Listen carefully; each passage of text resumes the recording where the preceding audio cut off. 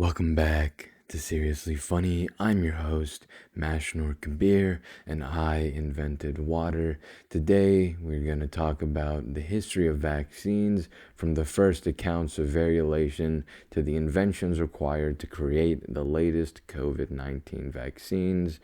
When I say latest, I don't mean latest, the Janssen one. I'm not completely sure how that one works, and I was a little bit too lazy to look into it. Generally, though, it's similar to the Moderna and Pfizer thing, but it uses a DNA strand rather than an mRNA strand. Um, Sometimes when I talk, I'm 100% sure the person listening to me doesn't know what I'm talking about. But if I use big words, it sounds like I know what I'm talking about. And so people just don't ask questions and assume that I'm right. So that's why I said those things. You're welcome. uh, don't pretend like you know things that you don't. I just happen to talk in a way that makes it seem like I know a lot more than I probably do. Anyways, it's going to be a good time, so sit back, strap in, and let's go back to the past. But before that, remember when I said to watch the final season of Attack on Titan? Apparently, it's not done yet, so I have to wait 10 more months for around 6 episodes to see like the end. So that kind of sucks. But, I've waited for 6 years. What's one more? Um, Other than that, Quadeca released an album called From Me to You, and it's really, really good. So if you listen to music, go give that a listen. Very good album. I really liked it. It's about an hour long. A lot of instruments, a lot of great production. Very, very good.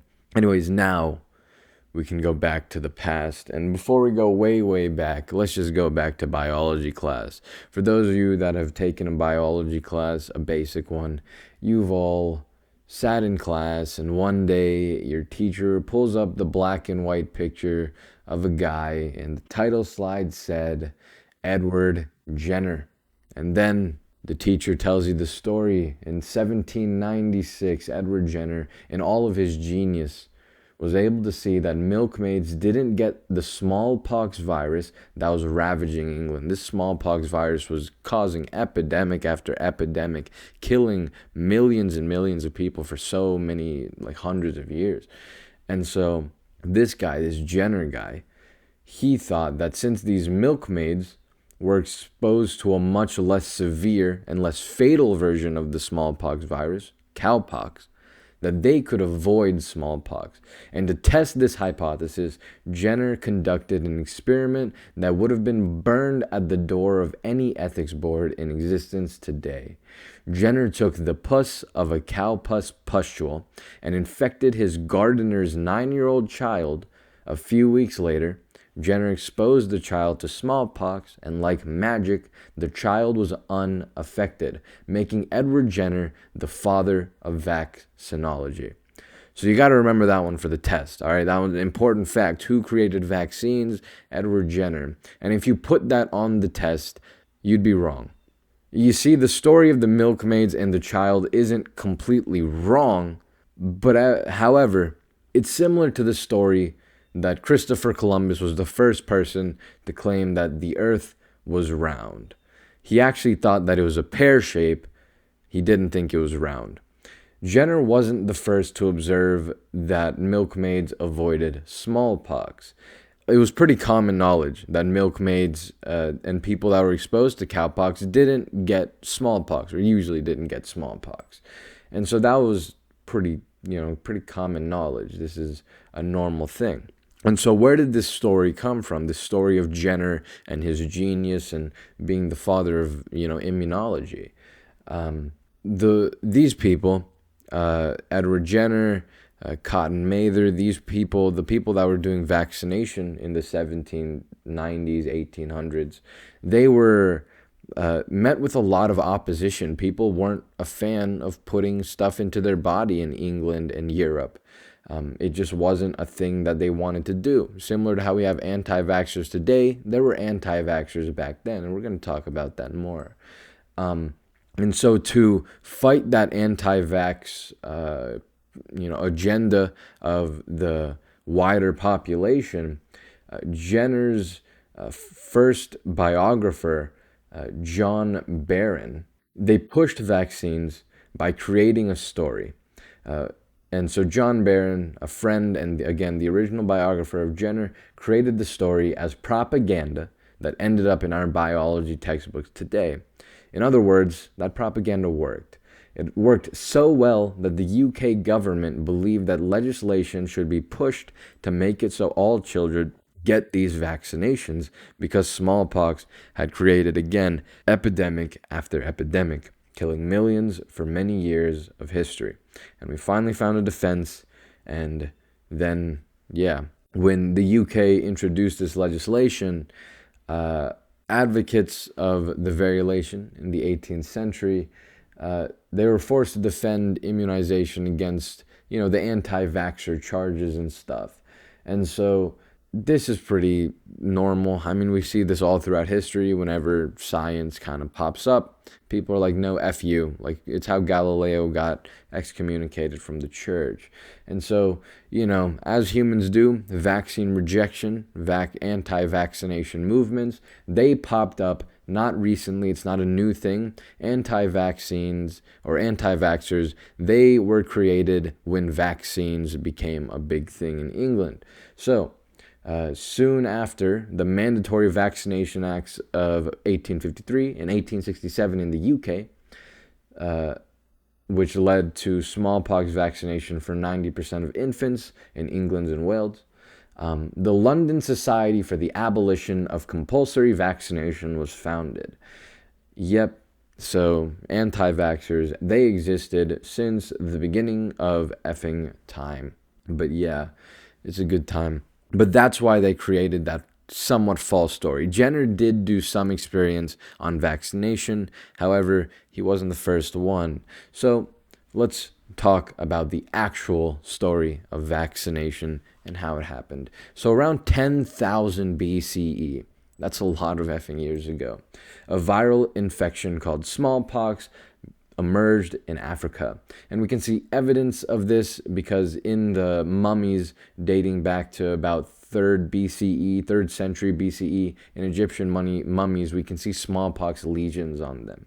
And so as trade grew throughout the world and throughout Asia, Europe, Africa, and India, and all of these places, smallpox continued to infect people, and it spread more and more. It spread to China, then to India, then to Japan, and then to Korea, and then finally later it would have ended up into Europe.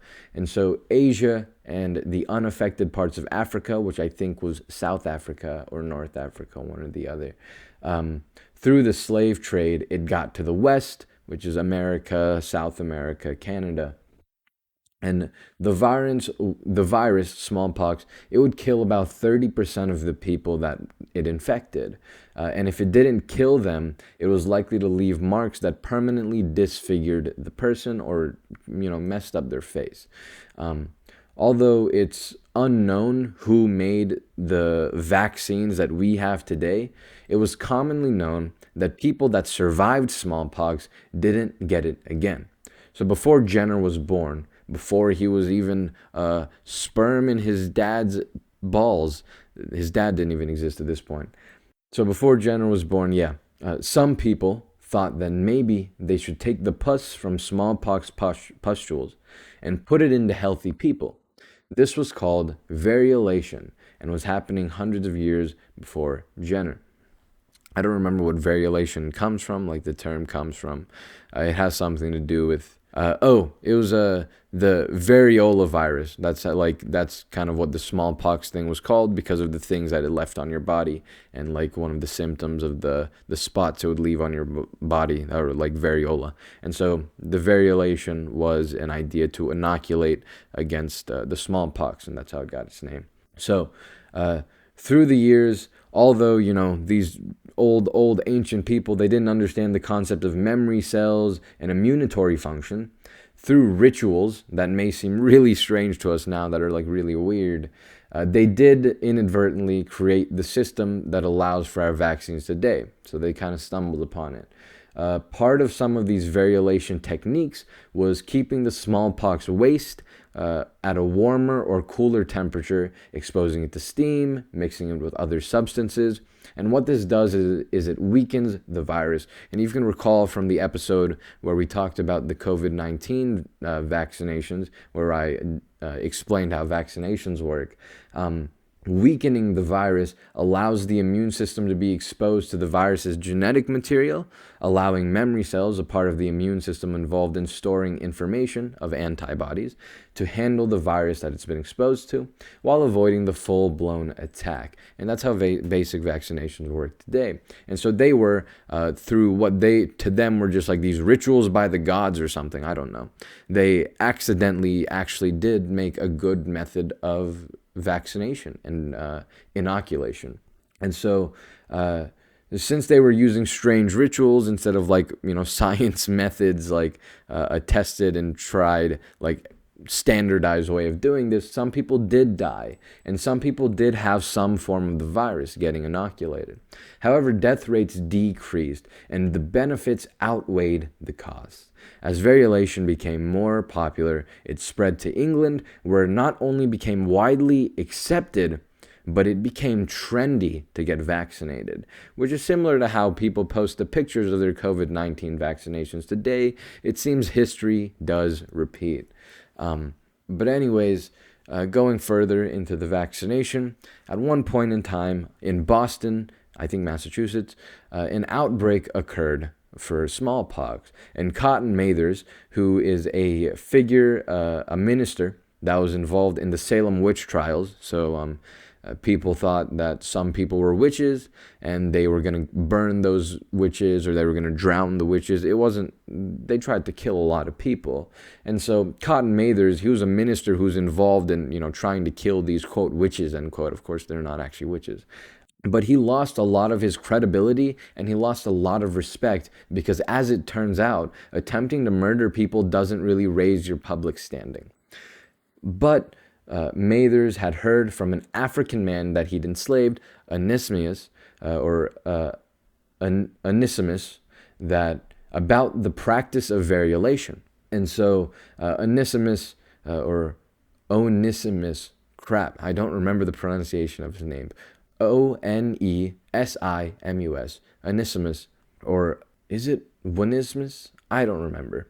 Onesius, as an African dude, he lived in a tribe in Africa, and his tribe would practice variolation. And so Onesimus talked to Mathers about variolation, how it worked, and he showed Onesimus showed Mathers his scars from the variolation, because you were poking your body with a needle. It wasn't a needle, it would be like a sharp thing, because they didn't understand how to make needles at that point. Needles are kind of hard to make. If you don't know, they're pretty effing small. Anyways, so yeah, they would use teeth or sharp bone stuff. So they had scars. Anyways, Mathers wanted to restore some of his public standing and public respect and stuff. And so he believed that if he could stop that smallpox outbreak in Boston, people would find more faith in him. So with the help of a man named Zabdian Boylston and Mathers variolated whoever would accept it. And although people believed their actions were irresponsible, Mathers was left with data. People were actually pretty mad. Again, they didn't like Mathers. One guy even tried to bomb him and threw a bomb into his house, but the bomb didn't go off. So yeah, people did not like this guy. But whoever they could get variolated or vaccinated or whatever, they did, they gave it to them. And so what Mathers was left with at the end was data. Out of 6,000 infected Bostonians, 850 died. About 15% fatality rate, and about 2% of the variolated group died. So 6 people rather than 850. That's a big difference. And this is now considered to be one of the first clinical trials conducted in history, one of the first methods of quantitative medicine. And so in all of this, where is Jenner? All of this happened before Jenner was ever involved, before he was even a light of existence in anywhere. This man didn't exist. Jenner did help the work of vaccinology slash immunology by providing the use of cowpox rather than using smallpox, which provided a safer way to variolate. Or as and also Edward Jenner was the one who coined the term vaccinate, which originated from the Latin term vacca or vaca, meaning cow. Yep, that's right. Vaccinate comes from the word cow. Pretty effing cool, huh? That right there is a fact that everyone should remember. Anyways, uh, this story shows us how information can be twisted, how the information presented to push a cause may be held up as the truth. While Barron didn't push information for malicious reasons, he just wanted to, get, vaccination to be a common thing and accepted. Barron, yeah, I mean, his work is probably the reason that vaccinations were better accepted. Even within vaccines, we can see twisted information and how this affects public view of understanding. So, this happens in a lot of points in history. For example, like I said earlier, Christopher Columbus. Christopher Columbus, wasn't the first person to discover America. The Native Americans lived here. They were already there, so someone else effing discovered it first. And so, second of all, Christopher Columbus, he thought that it would take 4 days to get from wherever he was. I think it was Spain that gave him the money to do it. And to go to India, he thought, because he didn't think America existed. He thought that the earth was a pear shape and he could go from Europe to India by sailing around the earth. It took him 4 months just to get to America. So he was wrong by 30 times. Yeah, he was wrong by a what would you call a factor of 30. But yeah, he wasn't really the brightest tool in the shed. He was kind of dumb. It was actually really widely known and accepted that the earth was round. At that point, the first guy to discover the earth was round was an Egyptian librarian in like the Library of Alexandria that figured out the earth was round, and he made a pretty good guess at like the circumference of the earth too. By just looking at how shadows reacted to the sun as the sun, progressed throughout the day, and how the shadows of certain pillars would act or look.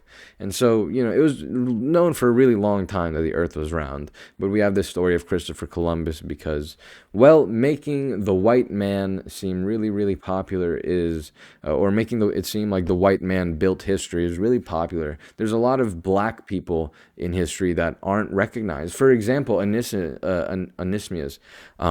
Earlier we talked about, he was the guy that introduced this idea of variolation of Mathers. He's pretty important in the story, and he was a black man from Africa.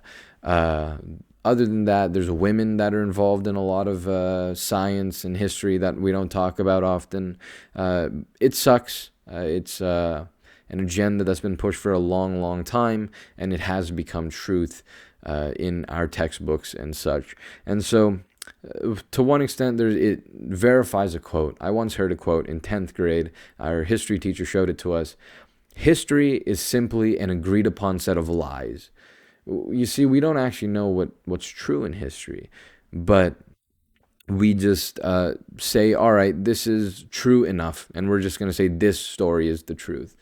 There's so many accounts and so many people lie. For example, Julius Caesar, he wrote a book about himself winning so many battles for the Roman Empire. And do you know who wrote that book? He did. He literally just said he won. He wrote it in third person. He, instead of saying I beat them, he just said Julius Caesar beat them. And then he basically made it history. History can be twisted. It's not, it's happens pretty often actually. A lot of people make stuff up in history. A lot of historians that we talk about, like Osidius. How can I not remember his name? Homer. There we go. Made stuff up, and his great Greek historians, they made stuff up. It happens, and so it kind of sucks that history gets twisted, but it happens. So, we look for the truth where we can. And this right here is the truth of, the story of vaccinations. We're going to go on a little bit further, though, and we're going to talk about a little more. So first, misinformation sucks ball sacks. You guys want to know why half of the anti-vaxxers today exist? In February of 2010, the Lancet Medical Journal, they retracted a case study that it had published 12 years prior, and the redacted study was led by an English physician named Andrew Wakefield, and it claimed to have identified a new autistic enterocolitis, some of the words here, man, in 12 children, 12, without providing any supporting data.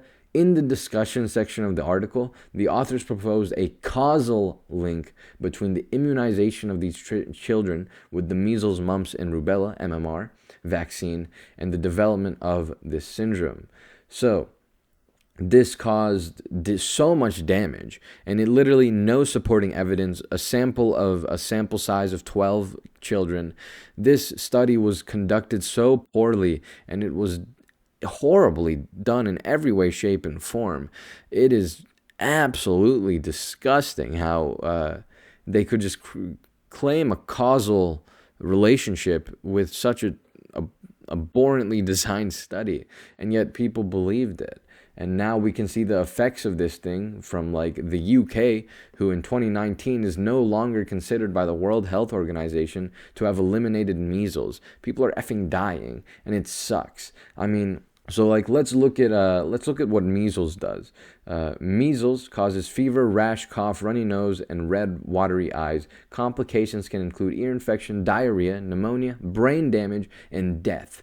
For mumps, fever, headache, muscle aches, tiredness, loss of appetite, and swollen salivary glands.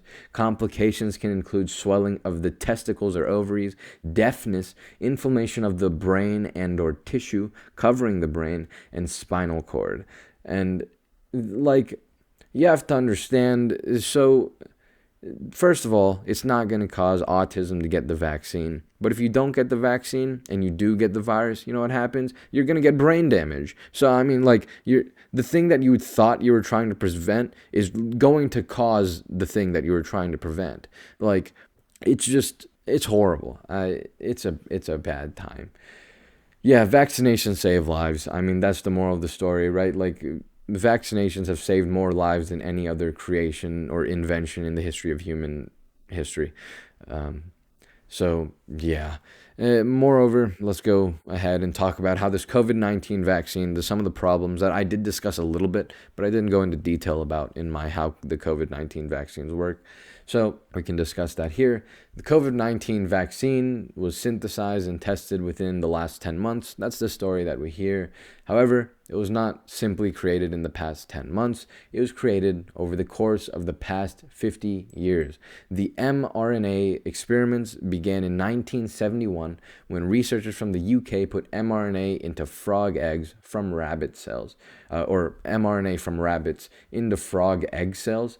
Then began the string of experiments to coax mRNA strands into more complex cells.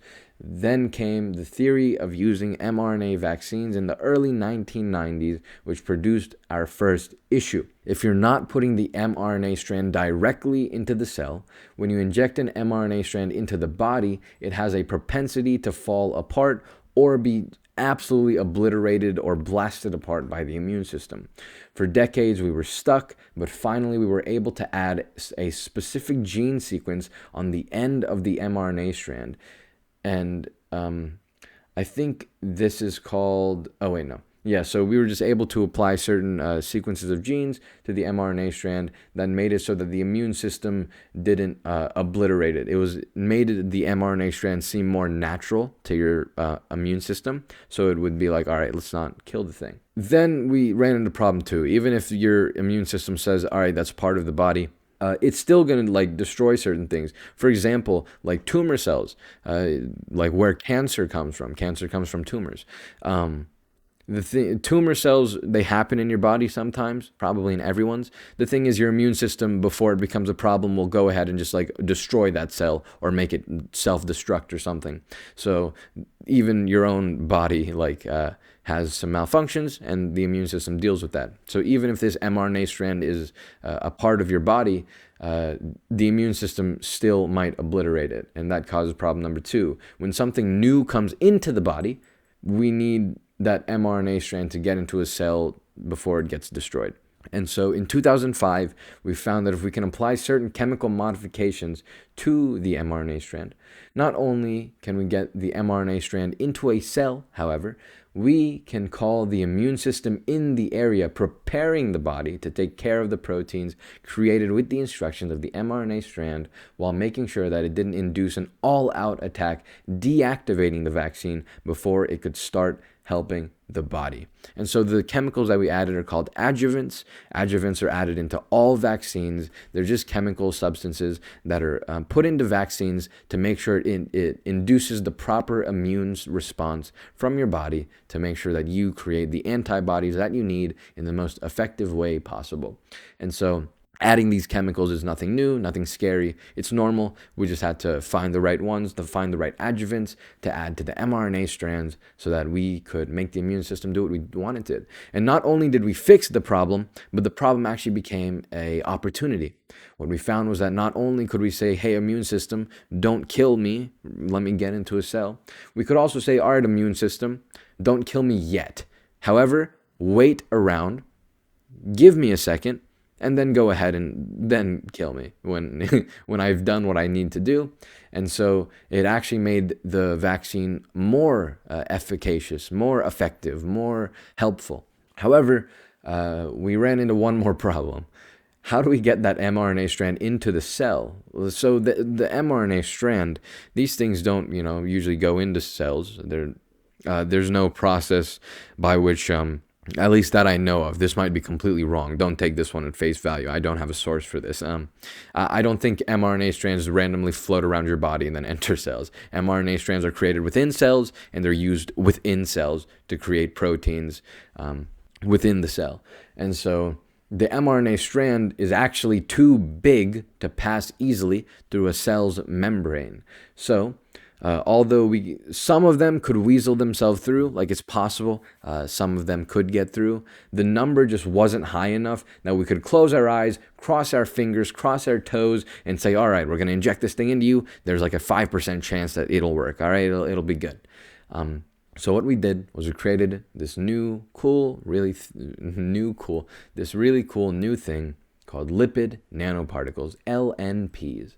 And these are used by both the Moderna and Pfizer-BioNTech vaccines. So LNPs are made out of small balls of layered lipids, which are just fats, with the mRNA strand tucked safely inside. Although the cell won't take a rogue mRNA strand, cells do have a process called endocytosis used for moving lipids into cells, dissolving the lipid and then swallowing the package, which in this case is the mRNA strand. This technology, although the experiments were first conducted in the 1970s, researchers have perfected the process, and it got approved in 2018 by the FDA for RNA drugs utilizing LNPs. 2018, that was 3 years ago. 3 years before this, actually the COVID-19 pandemic was in 2019. So it was 1 year before COVID-19, the weapon that we needed to use to fight the virus was approved. Some people think it took 10 months. And to one extent, yes, for the specific COVID-19 vaccine, yes, 10 months. A lot of people got onto it. All humans internationally worked on it together. However, we got so lucky. Literally 1 year before, we had the thing approved that we needed to be approved to make all of this work. To make those 10 months meaningful, so many years of research went into it, and all of that research got approved literally 1 year before the outbreak of this pandemic. It's not spectacular or incredible, it's lucky. We got so absolutely lucky. And so this is similar actually to the story of Edward Jenner. See, Edward Jenner, Pfizer, Moderna, Edward Jenner can't be credited with the first vaccine. He just didn't do that. And similarly, Moderna and Pfizer-BioNTech cannot be solely credited with the swift creation of this novel vaccine. Although we did great work internationally coming together as a single unit of humanity to create a solution to a human health crisis.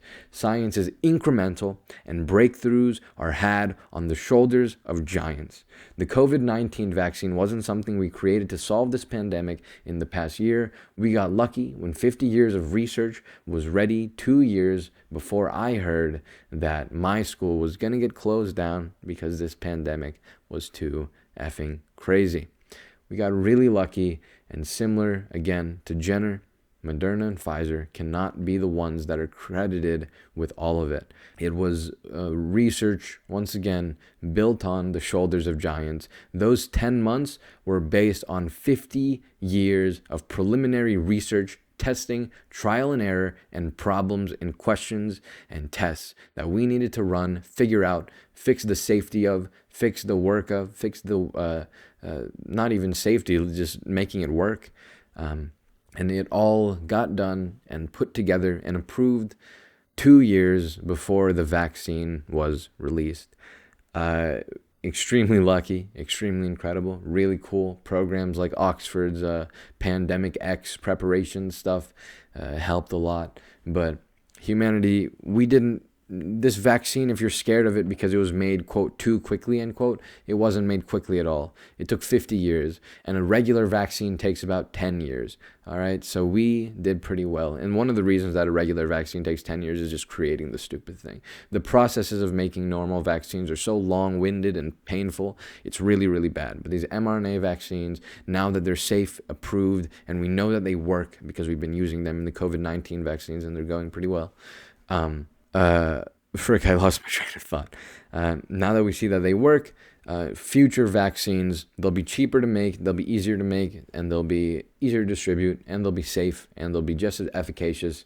And so mRNA vaccines are probably going to be the next wave of every virus that we know of that we're going to be vaccinating against and variolating against.